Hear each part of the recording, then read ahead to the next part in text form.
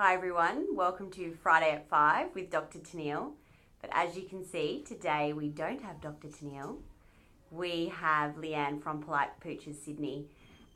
Today we're going to talk about toilet training, and as this is Leanne's field, she's an expert in this field, I thought it was a good time to put her in front of the camera. Hi everybody, and thanks so much, Dr. Tennille. So, Leanne, we're going to talk about toilet training. What age can you start toilet training a puppy? A reputable breeder would be starting training a pup as soon as they're up and walking, toilet training as soon as a pup is up and walking about. Great. And how long, realistically, can I expect it to take to get my puppy toilet trained? If you're very consistent with your toilet training and you follow the correct principles, then you should have your pup well and truly trained by 14 to 16 weeks, though with some puppies it can take 6 months or longer. Great. And one of the common questions I get asked is, what do you think about using puppy pads? I think if you're in a situation where you can actually let your dog toilet outside, that is a far better option.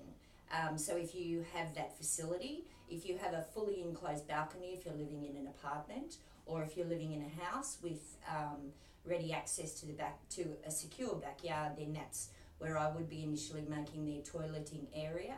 But if you're living in an apartment without a balcony, then I would potentially be looking at a green patch, which is like live grass that comes in a box situation, so that you're giving your pup the actual more of a natural feel rather than a pee pad. Yeah. But again, it comes down to what you can afford and what you can fit into your living situation. So sometimes you might use a puppy pad if you don't have a better option. Oh, absolutely. Okay.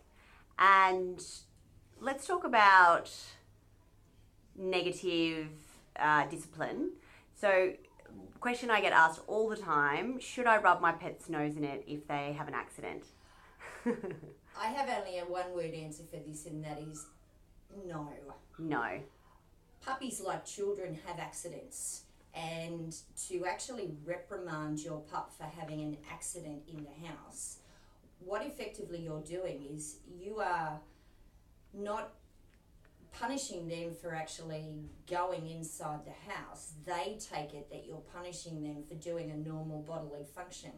So what you'll find is, particularly if you live in an apartment situation, that the next time your puppy has the urge to go, he's actually going to hide. So you might find that he starts to toilet behind a lounge or behind a chair or even underneath a bed, because he's thinking he got in trouble because he did it in the open. He's not thinking that he got in trouble because he did it.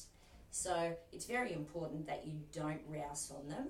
I mean, as I said, they have accidents just like we do. So if you're not there to catch them in the act and move them to the area where you want them to toilet, please don't ever reprimand them for it. Great. And generally, like when you start toilet training, how often should you take your dog or puppy to the toilet whilst you're attempting to get them in a routine? There's at least 4 minimum times that you need to take your pup to the toilet. The very first thing of a morning, so the second they open their eyes, they're going to have to go because their little bladders are going to be full. What you're going to find is after you give them breakfast, they're more than likely going to have to empty their bowel and empty their bladder again. When they've had a play, so a big run around and then a drink of water, they're going to have to go. Like us, a bit of exercise and your bladder needs to empty.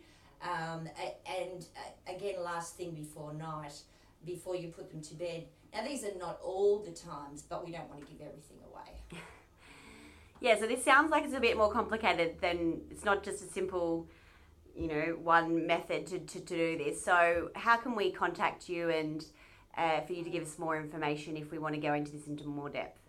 Well, I think if you've got a new puppy, then you should either contact me or contact the vet hospital here about enrolling in our puppy preschool.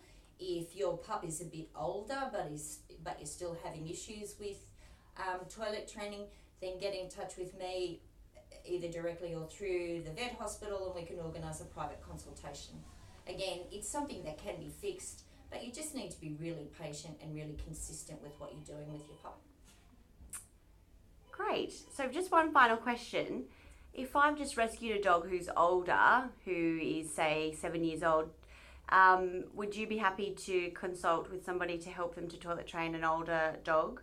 Oh, absolutely. And you think it's possible? Yes, I do. I think that you can definitely teach old dogs new tricks, and in fact, I'm teaching my almost 7-year-old German Shepherd King a new trick at the moment. So yes, it can be done. Great. Thanks so much, Leanne. Okay, thanks, Tanil. Bye.